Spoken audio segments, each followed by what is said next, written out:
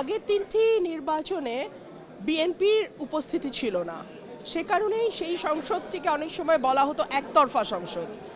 এই নির্বাচনে আওয়ামী লীগের উপস্থিতি নাই। সো সেই দিক থেকে দেখতে গেলে বাংলাদেশের মিনিমাম 30% মানুষের রিপ্রেজেন্টেশন নাই। সো আমি তো আসলে খুব বেশি পার্থক্য দেখতে পাচ্ছি না। পার্থক্য দেখছেন নাকি? তারপরেও তো আপনাদের যেই দলে আপনি ছিলেন বিএনপি, সেই বিএনপি আপনার 49 প্রায় 50% ভোট তারা পেয়েছে, 50% মানুষের তারা ম্যান্ডেট পেয়েছে। সেটাকে আপনি কীভাবে দেখেন? সেখানে কি আপনি বলতে পারেন এত বছর পরে 20 বছর পর আপনার দল বা সে বিএনপি ক্ষমতায় যাচ্ছে, এসেছে ক্ষমতায়, সেটাকে আপনি কীভাবে বলবেন? নিশ্চয়ই বিজয়ী দলকে আমি সবসময় অভিনন্দন জানাই, কিন্তু সেই সঙ্গে এটাও ভুলে গেলে চলবে না যে আমাদের 30% মানুষের কোনো রিপ্রেজেন্টেশন, মিনিমাম 30% মানুষের রিপ্রেজেন্টেশন এই সংসদে থাকবে না, সেটাও আমাদের মাথায় রেখেই সংসদটাতে বসতে হবে, চলতে হবে। সেই রিপ্রেজেন্টেশনটা ফিরে আনার উদ্যোগটা কিভাবে নেওয়া যেতে পারে?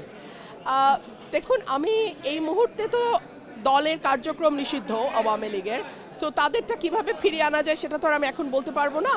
তাদের নির্বাচনে অংশ নেওয়ার সুযোগ যদি দেয়া হতো তাহলে দেখা যেত মানুষের ভোটেই যদি তাদের প্রত্যাখ্যানের ব্যাপার থাকতো, মানুষ তার ভোটের মাধ্যমে জবাব দিত। মানুষের ব্যালটের প্রতি আমাদের আস্থা এত কম কেন? মানুষ তার জবাব সবসময় সঠিকভাবে দেয়। ধরুন আমার এলাকার কথাই ফর এক্সাম্পল, মানুষ কিন্তু ব্যালটে প্রার্থী বেছে নিয়েছে এবং এই সুযোগটা মানুষকে দেওয়া উচিত বলে আমি মনে করি। আপনাকে বিএনপিতে ফিরবেন? ফেরত যাওয়ার কোনো সুযোগ আছে কিনা আপনার? এখন পর্যন্ত না। কোনো কি অফার করা হয়েছে কিনা? নির্বাচনের পরে আমার সঙ্গে কোনো যোগাযোগ হয়নি। কারো যোগাযোগ করা হলে কি ফিরবেন? ঘরের মেয়ে না, ঘরের মেয়ে মানে কি? আমি ব্রাহ্মণবাড়িয়ার মেয়ে, আমি ব্রাহ্মণবাড়িয়ায় ছিলাম, আছি, ভবিষ্যতে ব্রাহ্মণবাড়িয়াতেই থাকবো। আর বিএনপির মেয়ে হিসেবে আপনি কি বলবেন? আমি বিএনপির মেয়ে বলে কিছু নাই। আপনারা কেন জানি সবকিছুর মধ্যে আবেগকে গুলিয়ে ফেলতে পছন্দ করেন। আমি একটা দলের সমর্থক ছিলাম এবং আমি দেশ এবং মানুষের পক্ষে কথা বলেছি সেই দলের হয়ে। তারপরে আমাদের মধ্যে মতের মিল হয়নি, আমি সরে গেছি। এখানে আসলে আবেগকে নিয়ে আসবার কিছু আছে বলে আমার মনে হয় না।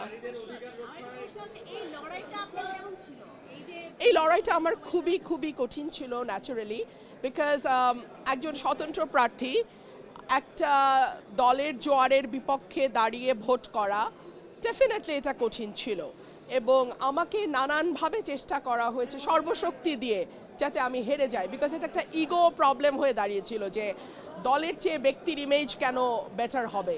সো এক ধরনের ইগো ক্ল্যাশ তো ছিলই, সো এটা ডিফিকাল্ট। ওটা আপনারা দেখেছেন আপনারা তো দেখেছেন সবই। পার্লামেন্টে আপনার অবস্থান বক্তব্য কিরকম হবে বিগত দিনে? দেশের পক্ষে, মানুষের পক্ষে, সাধারণ মানুষের পক্ষে এবং বিশেষ করে আমার নির্বাচনী এলাকা সরাইল, আশুগঞ্জ এবং বিজয়নগরের একাংশ অত্যন্ত অবহেলিত, পিছিয়ে পড়া এবং প্রান্তিক মানুষ সেখানে বাস করেন।